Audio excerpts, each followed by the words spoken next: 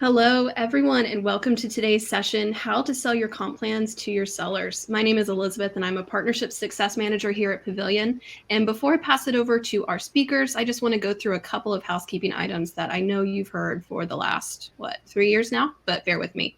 First off, we would love to hear where you're calling from. Please, I see some folks doing it right now, but let us know, post it in the chat where you're calling from. Second, the session is for you. Please engage with our speakers in the chat section. You'll also notice an ask a question section down at the bottom of your screen. We'd love to hear your questions, your thoughts, your feedback. Let us hear from you. And lastly, we already answered this question in the chat, but yes, this session is being recorded. You'll always be able to find it here on this link. And I believe my very good friends at QuotaPath are going to be sending you the recording the next day following this webinar as well. Now, I am thrilled to introduce us to our host and moderator for today's talk, AJ Bruno. AJ is the co-founder and CEO of QuotaPath and a very familiar friend and face here at Pavilion. Again, we are so excited for this conversation. And now, without further ado, AJ, go ahead and take it away. Elizabeth, thank you. You said 3 years. It definitely feels like 3 years. I've heard that as well. So thanks for all the housekeeping items. Really excited to talk with this awesome panel, talk a little bit about comp plans and what we're doing.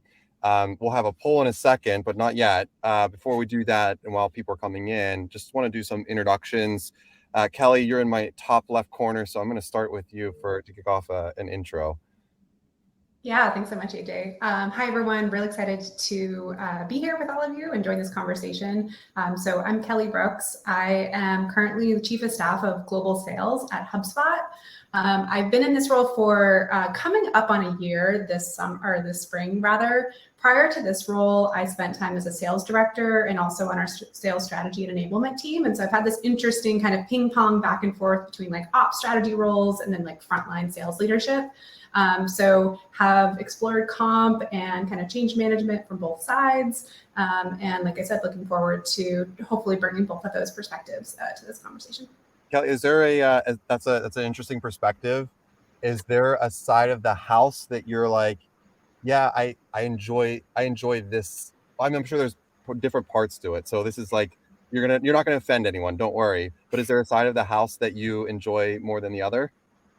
That's such a good question. I mean, no, truly, I love both sides of it. What I love about my current role is the scale of it. I love it when we like really put a lot of our heads together, get a strategy, and you see that roll out across the team. Like that is so fulfilling to me about strategy ops types work.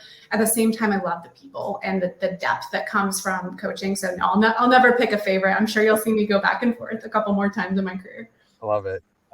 Kat, hello. Hi. Good afternoon. I get morning, evening for some people. Do you want to give a little bit about your background at HubSpot? Yeah, thanks, AJ. Hi, everyone. My name is Kat Walenti. I have been with HubSpot for a whopping 6 months now. So brand new. I came in right at the thick of getting into planning. So it was a pretty exciting time for me to be joining. I am the leader of incentives for sales and customer success for HubSpot. So my role is really focused on commission planning, any type of incentives, RSU planning, all of that for both sides of our customer-facing teams. My background is actually majority been in HR. I have focused on compensation for a majority of my career. And within the past 5 years, I've moved over to specifically focusing on commission planning because it is a lot more exciting and thrilling and changing consistently with, the changes of the strategy for the business. So, It's funny, Kat, you say that, and you're being very truthful, where it's very dynamic. And I would say like 5 or 6 years ago, that might not have been the case. And compensation has just become this like whirlwind industry, really, that I look back at when we started. I'll get my background in a second. When we started, and we were like, it's a little bit of a sleepy space. But the fact of the matter is, the last 3 years, of course, COVID, but then just like everything about it. And when you have remote teams and hybrid teams, is it inside? Is it outside? What does the quota look like? Okay, comp has gone up because the growth market is hiring. Oh, no, just kidding. We're going the other way. And so like that is very, very true in all of the things that we're going through. So it is a little bit of a whirlwind. With that, Ryan, who's part of this whirlwind for us, you wanna introduce yourself? Sure. Hi, everyone. My name is Ryan Milligan. I lead revenue operations and analytics at QuotaPath. We'll give more of a QuotaPath intro in a bit, but it's a fun job because I, like Kat, am responsible for designing comp plans and commission plans and rolling those out to the team for a company that tracks commission plans. So it's a very meta kind of fun job in that way. I've been here for just over a year. My background's in analytics and ops, and so have kind of that combo data, what's going on with our plans, but then how are we operationalizing them and rolling them out with the team. And super excited to be here. And AJ and I are in matching booths in our downtown Philly office. He's 3 ahead of me, so if he does anything wrong, I'll go tap him. It's a little sunnier in my booth, actually. You turned it. Yeah. I'm just a little closer to the window over here. It's a very cloudy day in Philadelphia, actually. Yeah, thanks, Ryan. And as for my background, founder, CEO of QuotaPath, sales compensation space. But this is my second company. My first company was in the PR analytics space called TrendKite, based in Austin, Texas. HubSpot was a customer of ours at that time. And we grew that to about 400 employees, but 150 were in sales. And I ran that sales team. And I went through so much pain, the ins and outs of rolling out comp and changing and new roles and hiring. And we just had a challenging spreadsheet nightmare that we were like, you know what, you can go solve this and figure this out for everyone and getting everyone on the same page. And so that's what we do. And so with this, it's 2023, and we're going to kick this off with a little bit of a poll. There's the cue, Elizabeth. You can see the poll question that popped up. It's to the left. Actually, I have to the right, but there it is.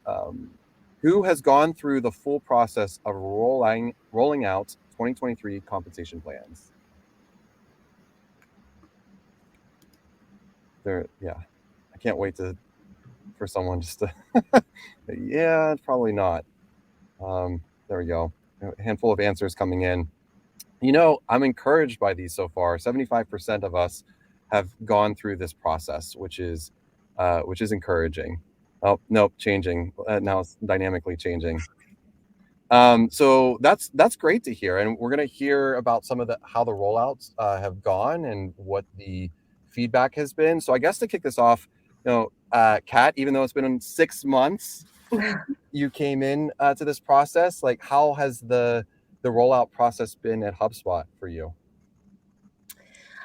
So it's actually, it's been pretty good. I will say a lot of us were actually new at the time that were in charge of planning, but we were able to really use our expertise and put together a pretty good team of and a thoughtful team of like how we should think about planning. And it was, I mean, not gonna lie, it was a little rocky at first. I think that it's fair to say, I think every planning period though has its own challenges. Let's just be real about it. Like, planning is difficult. It's a hard thing to get through. But I would say we did a really good job as far as like ensuring that we had a great communication plan. We worked really well together. We actually had a group of people we called, I think Kelly actually named us the Planning Pals. And we were in lockstep pretty much the whole way once we, got to about October. And it was really good to have that group of people that really were in sync and we knew what we were tracking towards. So I think that's probably my biggest takeaway from planning this year.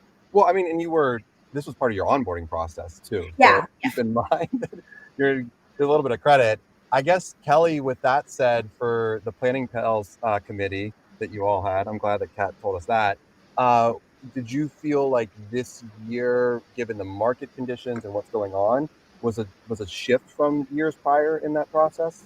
Yeah, definitely. I mean, I would echo what Kat said. We have never gone into planning and thought, oh, this will be easy, right? Like there is always something, there's always levels of complexity, but certainly this year felt heightened with just understanding, how is the rest of the year going to play out? What was the outlook? What were the different types of potential recovery we could see, in 2023? Like just the complexity of modeling was very high. And as Kat mentioned, there's a lot of new players, very expert players, but new to HubSpot and new to working to each other. One of the first principles that we established very early on is that we wanted to minimize change and do that through the lens of really giving as much stability back to the org as we could. Didn't mean that we wouldn't make a change if we needed to, or that, we would shy away from taking big swings, but to say, really use that as our first principle. How much can we keep constant going into the next year? Because we really felt that the sales team needed that, the ops team needed that, HubSpot as a whole needed that to say, let's kind of stick with what we know works and make minor shifts along the way. I think that establishing that alignment up front, we did so both from the ops and from the sales leadership side, really helped us streamline throughout, and it kind of kept us honest, because there's complexity creep as you go through these things and the sort of what abouts and how about this last thing. We kept coming back to that minimize change, maximize stability principle. I think was probably what made this year feel successful in light of the increased complexity. That's really interesting. I mean, so what I heard from there is there were new, potentially more complex variables added to the process, but your goal was to continue to go back to simplifying and say, is this the right thing that we should be focusing on? Does it fall into this minimized change pillar that we've kind of set for ourselves? And what, I guess the other follow-up with that is what outside resources outside of HubSpot's own data were you looking at to help understand those potential changes you might make? Yeah, Kat, do you want to speak to that? I'm happy to chime in from the finance perspective, but I think you were a thought leader in bringing in some new data sources for us. Yeah, so we actually, there are obviously a lot of decisions that we can make during planning. There are a lot of big decisions when you're talking about total compensation, OT, when you're talking about the different levers you can pull within the plan. And when we took a pretty hefty stance in August before we went into planning that we were going to realign how we look at OT for our sales team. And with that strategy, when we got into planning, the decision was to hold. And the reason we made that decision was we used market data to make that initial decision. We happen to use Radford, but we also pulled in RepView actually. So shout out to Ryan at RepView to help give guidance on what we're seeing in the sales space as far as OTs and how our competitors are performing and what they're offering their teams. Yeah. And so using these types of companies to get benchmark data to understand what our competitors are doing and how we can be competitive within the industry was a guiding principle for us on, what we were looking at moving forward. And so that was one thing that we really utilized this year was taking the stance of we're going to look at the market and we're going to place ourselves strategically in the market. And that's how we're going to, go forward. So that was one big step we made going into 2023. And Kelly O on the chat asked a pretty interesting question, which was as we think about this and zoom out for a second, what areas of the business were you both doing this level of planning? Was this just strictly for the sales team, or were there other areas that you were thinking about and as it relates to compensation? I think it's two different, we're coming from two different views actually. So for me, I did planning for both customer success and for sales. And it was two different planning periods while I was ramping. It was great. So when I was planning, when I was going through this motion of planning, I was considering, components of our customer success organization as well. But when we, as far as like the Planning Pals team, was strictly focused on sales and how we were going to get sales up and running for 23 and focused on our strategy for 23. But we included different areas, mainly our sales ops teams, but we talked to, we had someone there for enablement to ensure that we were considering, how we're going to get them to a place where they feel confident that they can, achieve these goals.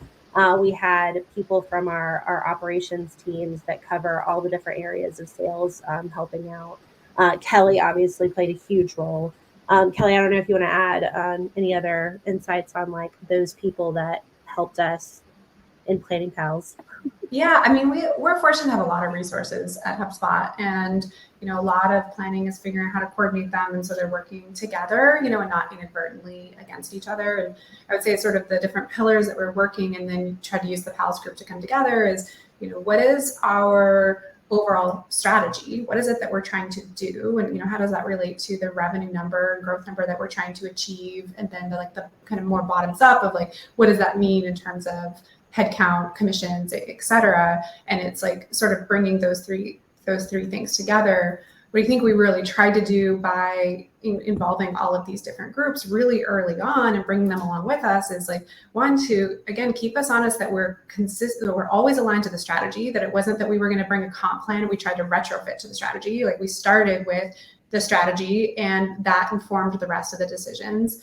And it allowed us to just like, correct for the micro misalignment that happens along the way. Like we were able to do that early on versus, again, bringing a proposal that potentially caught someone by surprise, or we found out wasn't properly funded, or maybe like contradicted something. It was sort of like bringing everyone along in the process. Certainly more work, in the short term, but I think that it yields better outcomes in the long term.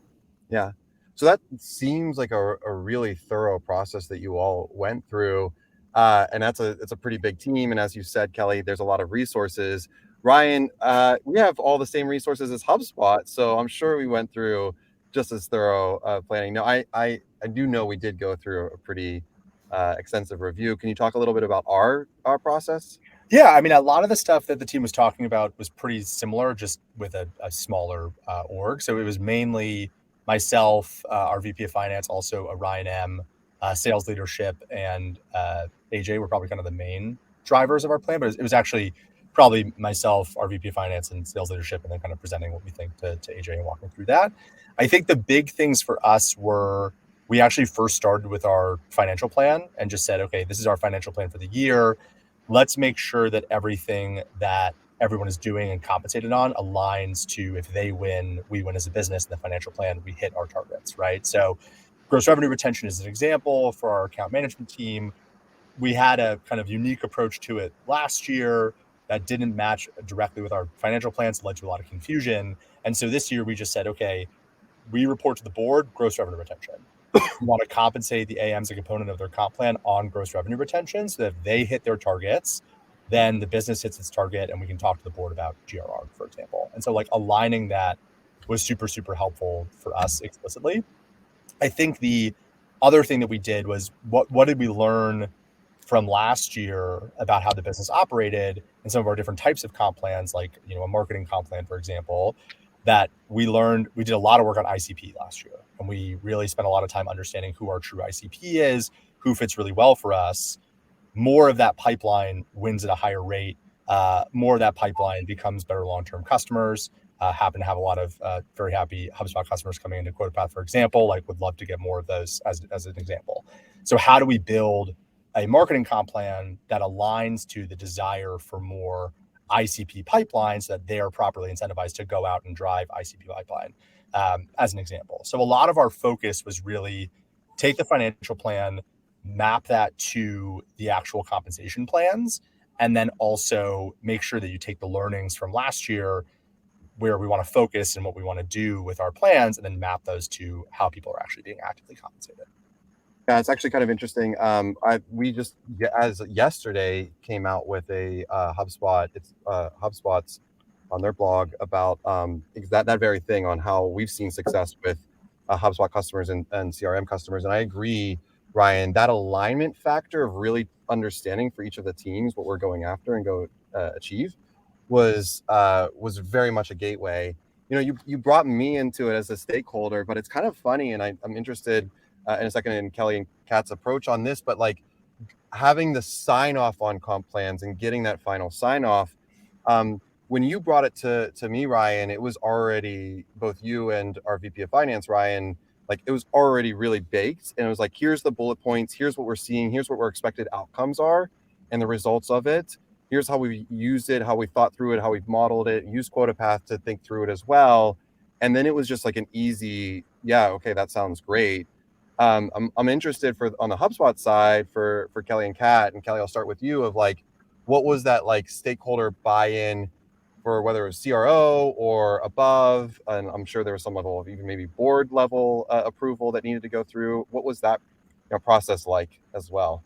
Yeah, I mean, I think it's similar to what Ryan described, again, just at a bit bigger scale. And it's all, the bulk of the alignment happens around the financial plan, which, right, everyone has skin in the game and is happening, between our like C-suite, board, et cetera. But once that's locked, it truly does create a cascade that says, like, if these are the things that need to be true, it makes the rest of the decisions quite a bit easier to bring along and to kind of make some assumptions, obviously with guardrails. So that's my point of view in terms of the level of involvement. And I think that is partially reflective of HubSpot's size and scale, like the layers that it goes through.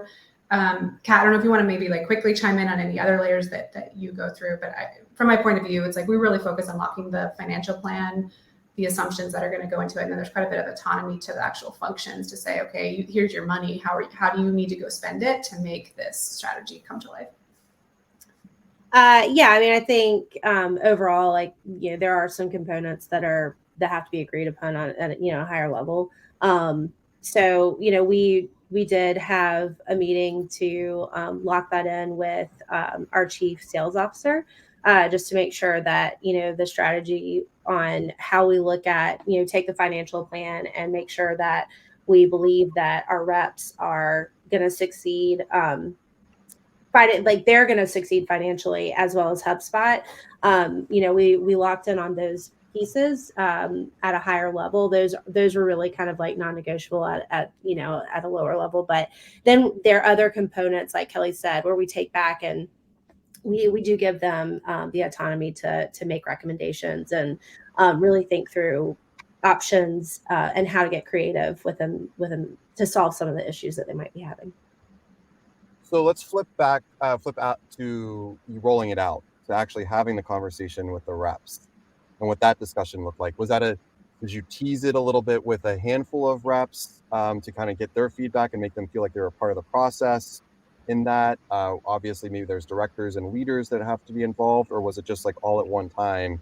Here you go. Good luck. Yeah, I'm happy to speak to that. A little bit of both. So from like a planning perspective, we tackle both from like a tops down and a bottoms up. Like we really lean into bottoms up feedback throughout all sort of planning decisions at HubSpot. So what that looks like is, from each of the sales segments, empowering the sales leaders to say, what is your best case scenario here, with the understanding that they do that partially like through talking to their reps. They hear the friction points. We look at things like sales rep ENPS, like we survey reps quarterly in terms of how they're feeling. We look at things like ops tickets and dispute, like compensation kind of disputes, like what are the sharp edges in terms of like what's causing friction with the sales team. We really involve our ops teams. Like, again, they're like frontline. What are you hearing? What are you seeing? So all of that sort of comes up to establish this like point of view of like where we make some pretty educated guesses on what's going to be well received versus not. And then that has to match that like top down, which is again coming from financial plan and business strategies. Like, okay, where do these things happen? How can we grow the pie such that like the most number of people win, and truly making it so that like reps feel that they have abundant opportunity to earn, but if they earn, then we are earning as a company, right? And like truly that's where the sweet spot is. And I think that we've been pretty fortunate to be able to establish that trust with our team over the last several planning cycles. So I would say that's sort of the foundation. And then when that comes to rollout, we're very thoughtful with doing a leadership cascade. So we take time to build a lot of buy-in from, again, like our ops leaders and our like director plus population. So it's previewing plans, it's helping them understand what it is and what are the like expected questions that might come up with this. We then take that to the managers. And so this is happening over a period of probably about 6 weeks or so before the comp plan's actually announced. And so I'm kind of thinking about comp and quota as two things here. So, we're going to cascade through directors, through managers, and then finally to reps.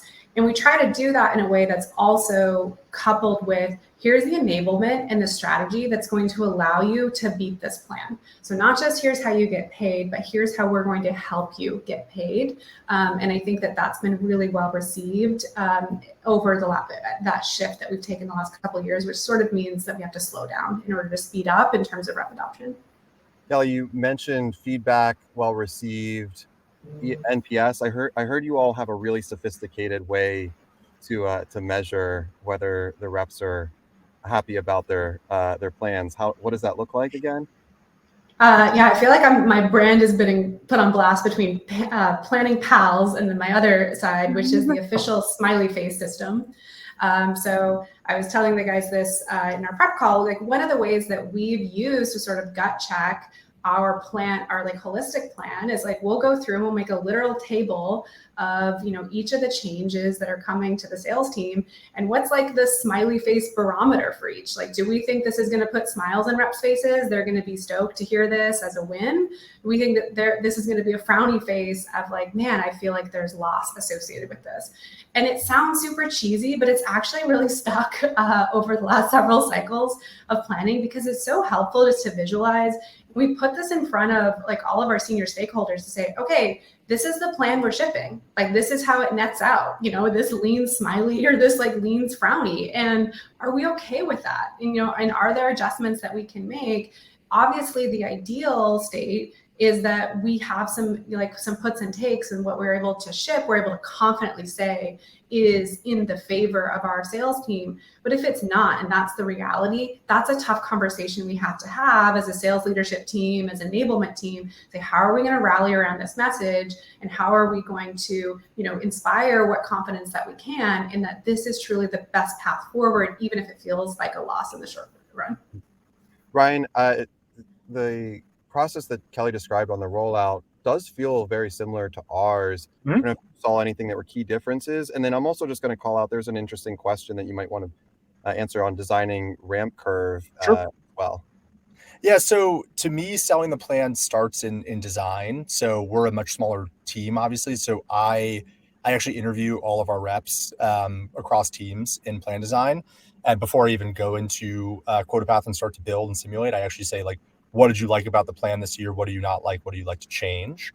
And then I don't make any promises, obviously, but I say, okay, that's really good feedback to hear. And then I take a note of like, what are the things that reps would feel particularly incentivized by or excited by, and keep that in my back pocket so that when I am rolling out a comp plan, for example, for our sales team, we increased quota to OT ratios this year as an example, that naturally is not perceived as a win. At the same time, we increased our accelerator multipliers for overattainment. So many reps said, I'm not super incentivized to be over attainment, 110%, 120%, because the multiplier is not really high enough for me to be compelling. I can then say, hey, okay, we're rolling out a frowny face increase in quota to OT ratio, but we're also rolling out this accelerator that you asked for, and kind of like navigate that simultaneously. So I get rep feedback directly on all of our plans. And then the things that the team specifically is looking for, I try to tie those to wins for the business. So for our AM team, for example, I'm thinking about, hey, what if you got additional points for selling multi-year deals or longer term contracts? What if you got additional points for locking in renewals early, 60, 90 days plus the renewal date? What if you were able to like lock in more ICP customers and like have those be a better fit? So like, these are the things that I can play around with. So in the rollout process, I walk the team through some overview, and I say, here's what we heard. here's the reason for the business. I think the one thing that I also do is I'd love to give you 60% commission. If I gave you 60% commission, the business would be out of money. So I do like walk through a little bit of like cost of sales and margin of the More business strategic. Yeah. and ability to like, I would love if it was just up to, hey, we just raised funding, I'd love to give it all to you, the business would just run out of money. So I do like set that context a little bit. That plus giving them a little bit of what they asked for, I think does become very valuable in getting people on board that, hey, I could give you a much higher commission rate, but you wouldn't have a product to sell if you made 65% commission rate as an example.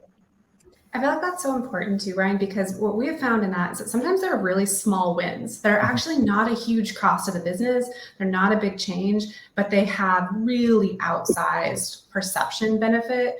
An example we made this year was a change to how reps can retire quota for deals that close while they're on extended LOA, like parental leave. Yep. It impacts a relatively small percentage of our seller population, but I would say, Kat, like, keep me honest, it was like, I think the biggest like win, as it was perceived as, whoa, here's something that's really aligned with our values. It was really came across as we were listening. We got to make a change here. And again, small cost, huge reward. And so I think that just underscores the value of listening to what's most important. Yeah, just to add to that, I think, and I'm going to touch on one of the questions in the chat. When you're making decisions like this, one thing that you have to really consider is that there are going to be things that comp is emotional, right? Like, this is people's livelihoods. Let's just be real about it. And it is a tough thing to do. And it's a tough position. Like, I mean, honestly, it's hard to come up with a comp plan. You're never going to have something that makes everybody happy. Like, you're always going to have people that are going to hate the plan and some that'll love it. And there's no winning for everything, right? But if you take the time to listen, and like the example of the LOA it hits very little, like there's not that many people that are going to be impacted by it, but it is something that everyone cared about. Whether they're having a baby or not, whether they have to go out on leave, they know that they've got that coverage. And it gives them that peace of mind. And so there is this emotional component to all of this where you have to consider some decisions you make are not just number decisions. It is a decision it's a psychological decision. And so the reason I say that is one of the questions in the chat is, have you run any analysis on sales rep attrition associated with comp plan changes? And I was thinking about this, and I would say, and this is also from my HR background. So one thing that I've considered over my many years in compensation in general is that, yes, compensation, like people say all the time that the reason they're leaving is because they can make more money somewhere else. But there is always an underlying reason, whether it be management or you don't like the product you're selling or whatever the case may be, you don't like your teammates, whatever the case may be. There is always going to be some real, true underlying reason. The people don't really leave because they can make more money unless it's literally like they can make triple what they're making today, and like you promise them that they're going to hit 200% of plan every time. That's the reality of it. So I honestly have never done any type of analysis to compare rep attrition with a comp plan, because it's not real results. And I've been asked that as far as like from an organizational perspective, just running compensation for an entire organization, the same thing. And I always come back to, there's so many other underlying reasons. It's honestly not worth the time, the juice, the squeeze, the juice, the squeeze. Squeezing that whole thing. I will say it's, go ahead, AJ. I was just going to say comp is always a catalyst. I 100% agree with Kat. What I usually bucket the things that you were describing is to people that are like feeling frustrated. It's like, look, do you believe in the mission and in the vision of the organization? Do you like the people that you're working with, not just your boss, but the people you're collaborating and in the trenches with? And 3, are you learning and growing? You have all 3 of those things. It's not going to be a comp related thing. If you're performing really well, you're going to get rewarded on a comp standpoint. Yeah. And it just, two of those three, you'll probably be a little bit frustrated. One of the three, you're probably going to leave within 6 months. And again, comp is not one of those three main drivers there. Kelly, go ahead. You were probably going to add another point to that. No, I think I was going to say something similar, like something we've tried to do at HubSpot. And, this really, there was increased attention on this last year. We saw a lot of like the Great Resignation and really, really hot talent market. Where, like, we definitely saw more reps moving around and, was getting really lucrative offers. We really doubled down on our exit interview process to understand exactly what you guys are talking about. Like, why are you leaving and what would it take to stay? And not even from a like counter offer perspective, from an understanding, truly what was the thing that made you either take that call from a recruiter or ultimately accept the offer. We were able to compile a lot of data over that. I think to Kat's point, we've taken it all with a grain of salt to say like there's some correlation here, and it's certainly imperfect, but we were able to sort of take that as a data point, as we're thinking about making changes to our comp policy. Aaron, I've talked to a lot of customers about their comp plans and like why, and it's not data analysis, more just anecdotal conversations with like the dozens of customers I've talked to about this. The biggest thing I would say that is like correlated for a lot of them is punitive comp plans. So anything in terms of like, I love the example of cap commissions. You have a comp plan with cap commissions, your team's at 75% attainment, but you don't let them earn above 100%. Why? Like, I don't believe in cap commissions regardless, but in the first place, like, you're not even really solving a real problem. You're just putting this artificial cap to protect in some sort of like bluebird scenario, right? Yeah. And so like those are the things like cap commissions, things like decelerators, things like clawbacks, those, to Kat's point, they're not actually the comp plan mechanics. It's a human feeling like they're being gypped or being like their money is taken away and feeling not treated like an adult. So like it's not, hey, here's the component of the comp plan that is leading the person to leave. It's here's how you're treating the human in a way that doesn't like give them autonomy to operate in their life, that is thus like leading them to depart. So I think what I think about with comp plans is like, would you want this comp plan? That's a question I always ask myself when I roll it out. Like, would I be excited about selling in this comp plan? And those are the places where I love the LOA example is the same thing. Like, it's not going to affect your whole population, but if everybody feels like they're being treated fairly, then they have the ability to be in good shape. Ryan, it's a really interesting point that you bring up because cap commission, windfall clauses, if you get a comp document, it's like 45 pages. I mean, those do exist out there. And I know at HubSpot, public company, probably has some level of legal and finance oversight on those. And so those financial pieces, a lot of those people that are coming up with those terms have never been in the seat. They don't know that emotional that you're tying to. I think it's really interesting where, Kelly, you kind of see both sides. You have both that coaching experience, but now kind of from an ops standpoint are seeing it. And I guess I'd ask a question, if you're getting pushback on something that just isn't going to be received right, are you going back with the data of like, oh, look at all the frowny faces for us? Or are you like just kind of being like hey, this is not going to work, and I'm just going to say right now we shouldn't do this? Yeah, I mean, a little bit of both, right? Like there is a limit to how many things you can veto, but we try to, right? We try to say like, fundamentally, this is not going to work. It's either not going to work because it's not going to yield the desired outcome. It's not going to work because it's not aligned with our strategy or for our like philosophy, or it's going to be a really steep uphill battle to get the right level of advocacy to implement this. And so if we have to go ahead, if this is a disagree and commit, then let's acknowledge that we are going to need to like really figure out how to get advocates on the sales leadership team to help be the voice of this, because we cannot make this an ops versus sales debate. And I think that whether or not that is, explicitly done, I think that's sometimes implicitly done, in the rollout of like, hey, Ryan, go be the bad guy. And like, I get to be the one that pats the rep on the back. Like, no, we can't do that. So I think we do have to be honest about, these, and again, I feel like I keep coming back to, what feels easy to achieve the target in the short term isn't always what's going to establish the type of culture of overperformance and culture of like skin in the game that we need. And I think we have to take that balance when you're making these like difficult decisions with the comp plan. Yeah, I love the point. I think you're the other thing about how to sell it to the plan to your sellers, like your sales leadership is going to make or break your sale to your sellers too. Like I've been in a couple situations where a sales leader has said, oh, well, ops and finance are requiring this as part of the plan, and basically throwing that team under the bus. And then they're maintaining this like, oh, I'm the good person relationship with the individual reps. And that just totally kills you on a comp plan perspective. So like I even times like having the sales leader actually walk the team through the plan with me in the room and explain, here's what we're doing. I love having the sales leader pull up the financial plan for the business and say, here's why we're doing this in this way. Here's what we're doing, or an AM leader or some other leader. So the team leader tells the team, here's what the comp plan is, and here's why I feel like it's the right fit.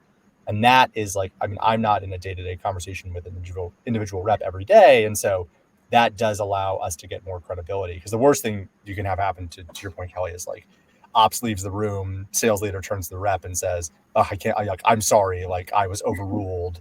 Like this, right, which we saw, like we've seen in early days of HubSpot. I'm sure there's still parts of that, but we've really come a long way. And it goes back to that like tops down cascade of going through the levels.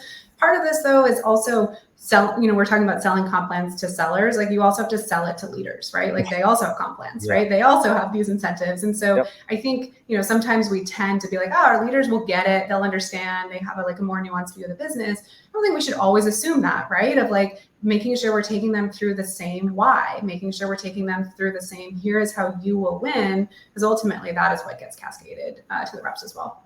Yeah, you all are describing what I tend to refer to as the Olay principle, which is this just idea of like, you're in the room, and some of you are probably familiar with it, just an analogy of like, yeah, I don't know, this is what I got handed, so you all are you're going to deal with it, and I'm just as ticked off at everyone that came up with this as well. And like, that's a very dark, bad place to be in, and it just creates from the get-go. I mean, comp is at the beginning of the year, you created a misalignment in your very first step, like not a great feeling across the business. There's a lot of like chatter and conversations that are coming in. One that I saw that was kind of interesting about balancing highly variable upside, low downside plan versus a more controlled with less variability.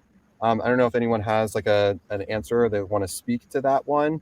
I've seen in startups they having going both ways, like early stage startups of like, 50% commission and your base is 20K. And then I've also seen just like, look, we don't know the world.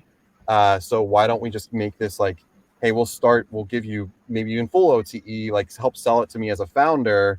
I'm going to come in and work with you together on this. And then every quarter, we can kind of like decide if this is the right comp plan. But I would be skeptical personally of highly variable comp plans of like, has the company done the math and the work and the research to understand what's achievable in that comp plan? So, just to add to that, I mean, I've seen a lot of different comp structures, different, even in different types of industries. And I think that, you always overcomplicate things. But I think you definitely, it's better to steer clear of like very, like you said, like highly variable unknowns, because it can quickly get away from you. And one thing to add, like just when you're considering what kind of comp plan you're going to have, always model it out. Take last year's actuals, model out what that's going to look like, how it's going to impact, what are your edge cases, and understand what it means to the business and how much you can actually spend. So that would be my 2 cents on that. So now that we've rolled out comp plans, feel like we're in a good spot. When are you all going to revisit or take a look? Feel like, did you just close the door and like, okay, I'll get that in December? Obviously that's not true, because you talked about your onboarding in October in the Planning Pals committee. Is there a natural point in the business coming up after quarter, after mid-year, where you're taking a look at the plans that you set forth? Yeah. Maybe. Yeah, no, so, I mean, one thing that I'm working with some other team members on now is like establishing how we want to measure success. Again, we made the decision to go with stability, right? Like that was a decision we made, right? So I want to point that out, that like it is okay to say we're not going to change things this year. I think that sometimes it's like, hey, we got to change, and sometimes it's okay to just like take a step back and say, you know what, we're going to be steady state for this year. Let's give people a minute, but we do have to understand how the plan works. So we'll be kicking off some analysis on understanding like how each mechanic, like each component of the sales plan works, how we are looking at the health of the plan. Is it doing the things that we want it to do? We have a pretty extensive, like our plan, our initial plan itself is pretty simple, but we have all these other components onto it, like VQR and LOA and ramp and, all these different components. And so understanding, kind of just breaking the whole thing apart and understanding, how each piece of it is contributing and where we might have fallen short, or maybe we really succeeded, is going to be part of, the look, and something we'll have to do before we get heavily into 2024 planning. However, I will say, like, we've already started looking at 2024, it's just the nature of the beast, right? Like you got to start working on what the future looks like. So there's a really good question. Go ahead, Kelly. Another really quick thing I'd add to this before we change gears. This is a change that HubSpot has made over the last couple of years, is like we're leaning more into piloting and the good old like measure twice, cut once approach with changes. And so like, it used to be when we were much smaller, we'd say, oh, here's a direction we want to take with comp or, with a policy change.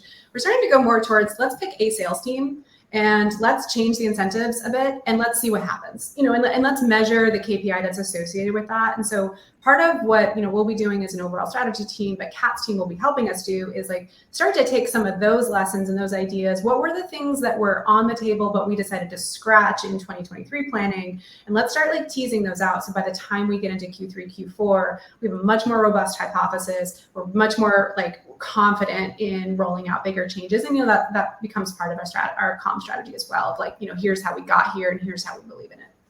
Yeah, I mean, I actually was going to just reiterate, because the question that I posted on this is talking really directly about this, on the metrics and making sure the team understands not just the plan, but the metrics behind them and where they're coming from, and then giving the reps visibility into understanding their comp in more of like a real-time holistic viewpoint. Yeah.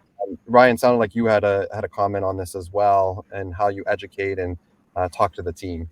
Yeah, I mean, we talk to the whole company every Monday morning about how we're pacing towards our financial plan. Like as a group, we talk through new business ARR, upsell, downgrade, churn, what that means for gross revenue retention, net revenue retention. The question had a lot of acronyms in those that you have to like walk through with the team. And more specifically, it's like, how are the actions that somebody is taking impacting those metrics, which I think is the translation layer that's super important. So if I'm an account manager, I don't necessarily think in terms of GRR on my day-to-day basis, but it's more, hey, if you renew, $100,000 in ARR, that's what this means for your gross revenue retention, and like get that into the actions they have to do in order to get to those targets. But yeah, we talk through the whole company. We try to be pretty dramatically transparent about how the business is doing, how we're operating, what are the wins, what are the opportunities, what have you. And that becomes a really big focus, that everyone's aligned towards hitting financial plan and hitting our targets and moving forward collectively together. And I think that does lead to a lot of buy-in for sure. Yeah, Ryan, we sometimes take it for granted. You even just said GRR, gross revenue retention. And I say that because I was on a call with Insight Portfolio CEOs. Insight is one of our investors out of New York. And we were just talking, there's just four of us, we're talking through metrics. And I said, I said, reference GRR. And one of the CEOs said, what's GRR? And if you're not in a software as a service organization, you're like, that is a foreign concept. And there are sellers that we're bringing into our organization that are not going to know naturally any of those and they might come in the middle of a quarter, and they have to be onboarded in a correct way and understand that North Star metric and have visibility into.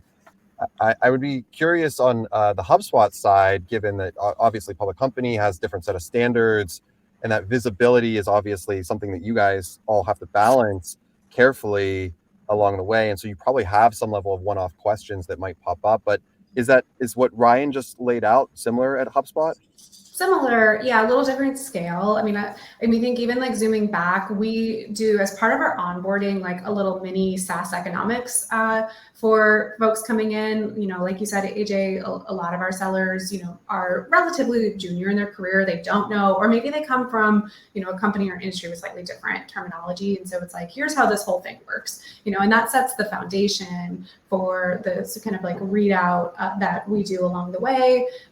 You know, I think the nice thing about sales is that we live in the metrics and we live in the performance. And so I think they become very familiar. But what we try to do, at least on a quarterly basis, is also zoom out, like Ryan's saying. It's like, where does this fit into actual overall company performance? That's where we've run into trouble. So like when we index too much on like individual performance and we fail to put it in context. So we try to do that from an overall comms and messaging perspective. And then that's the same thing. I see the question on like change management. If there's, you know, a shift, it's all sort of bringing back to how does this fit into the puzzle, like the actual, you know, business model, as well as the mission and the strategy. And so like those two things are always coming up when we're talking about comp or policy changes. Here's how it fits into context, and here's what it means for you. Yeah. I have a quick story on what not to do in this regard. So when I was for Trend Kite sales leader, we did bookings, just contract value, didn't total contract value, and just a signed contract. If it was a 24K deal for 2 years, it would be a 24K deal going to quota attainment. And obviously we wised up a little bit and switched to MRR. And then the next month we switched to ARR. But to roll this out, our management team, board, I guess even myself, had the brilliant idea that I would be comped on ARR and the team would be comped on bookings. And I was like, no. We can do a half rollout, but my sales management team has to be a part of this as well. And as you can imagine, that didn't go over very well, because you had a rep that would sell a 30K deal, but they could discount it at 2 years to like 20K. And so the ARR is now 10K. And so the manager's getting 10K credit, but the rep's still getting more versus a non-discount of 15K. And so it's just like caused interfighting in the team. Yeah. Thankfully, like we fixed that the next quarter. It was a miserable quarter. It was like a lot of like, what are we doing here? So, well, we're coming up on time. I know there's a lot of questions, a lot of chatter. I would kind of open it up to this group. Anything that we didn't touch on that you want to make sure we talk about in this this topic of selling your comp plans to your sellers? Anyone? Ryan has I'm going to talk a quick story on Ryan. Ryan, you're going to hate this, but Ryan has disclosed that he did not talk very much up until he was 4 years old. He didn't talk at all. And so he is making up for it today. So he's always got a really, really good thought. And so Ryan, I'm sure you have a really I appreciate the anecdote, AJ. No, I mean, I think the biggest thing I think about when selling the comp, the three things I would think about in mind, like the big takeaways for me would be involve your reps' feedback early on when you design the comp plan, and like get your wins for them and have them laid out so they can see their wins. If you're selling the plan, make sure your sales leader is very bought in. And if they're not, figure out the way to agree and move forward, or disagree and move forward, or come to some alignment. Your sales leader is the biggest killer or driver of success for your comp plan. And then contextualize the comp plan for the rep in terms of the overall performance of the business. Say, hey, I'd love to give you 45% commission, but here's why I can't. We'd run out of money in 6 months, right? So like give them a little bit more of the context of the state of the business so they can see like you're trying to give them the most money possible, and the way that they make the most money they can is by doing things that are good for your business. If, you know, tell a rep, hey, I'm willing to give you, if you outbound and bring the deal in yourself and make it a 3-year deal, I'm happy to give you what seems like a pretty high, really, really high rate based on your base. But it's because we're trying to lean into driving more outbound pipeline, and we're trying to walk in more revenue security in a market where things can be challenging from a renewal perspective. So I think like those are the things that I would say very explicitly are pretty easy takeaways for someone to say. If you haven't sold your plan yet, some things I would think through or do a checklist for yourself. Ryan. I love those. And maybe to I would quickly add is like, as part of that last point, again, help your reps see how they can achieve it. So, we want you to accelerate new business. So like we're gonna increase the kicker on outbound new logos. Here's the strategy to how to do it. Here's the enablement and how to do it. And I think the more you can combine those two things, here's truly how you get paid, make that just beyond the total number, is really helpful. It eases concerns. It helps people see that we want them to be successful, because that is, at the end of the day, right? If we're building these things right and our reps are achieving the right outcomes, the company is achieving the right outcomes. And I think that the other thing is with that rep steering committee, making sure that we stay grounded in the reality of how our reps work today. And I think with the best of intentions, as companies and teams get larger, there becomes more space in between how we think this works and how it actually works on the phone, or how it actually works on the floor. And so I think leveraging that to gut check, how does this fit into your process? And also from a communication standpoint, can we talk about it in a way that reps want to hear it and that resonates with the language and like the space that they work in? I think that those things are really important when you think about that final mile rollout. Just to add to that, I would say, as Kelly touched on communication, communication is really incredibly important in this whole process. You have to have a solid communication plan. And if you think you've communicated enough, you probably haven't. Over communication is great. And using that trickle down effect so you can get buy-in at the top and they help you sell the plan. And also having confidence in the decisions you've made. You clearly are going to have to make tough decisions every year. Some years are harder than others, but knowing that you've made the right decision, you feel confident in that, and selling that is going to be key when you're delivering your comp structure. I think that was it. There was one other thing, but I've forgotten it now. So. Well, I will just say the over communication aspect of it, 100% agree. Yep. Something that we think about as well is that reps have a comp plan for a reason. I heard motivation, and it's talked about in like motivating high performers, and just having a way to bring that visibility. And that's something that we take on as like the number one thing of like, hey, you really have to understand what that deal, if that's going to get you over a threshold, like how do I forecast that out in real time? So I just want to take a moment and thank everyone. Thank our panelists, Ryan and Kelly and Kat. Thank you so much for QuotaPath. We're free to check out. So, if you're thinking about rep visibility, you're thinking about all of these things, you can go to quotapath.com and like literally just sign up right there and check it out and play around with it. But I want to thank Pavilion, and this has been a fantastic webinar. You all are great. Have a wonderful rest of your days. Thank you. Thank you, Pavilion. Thank you, Elizabeth. Hope you all have a great day. Thanks, team. Bye.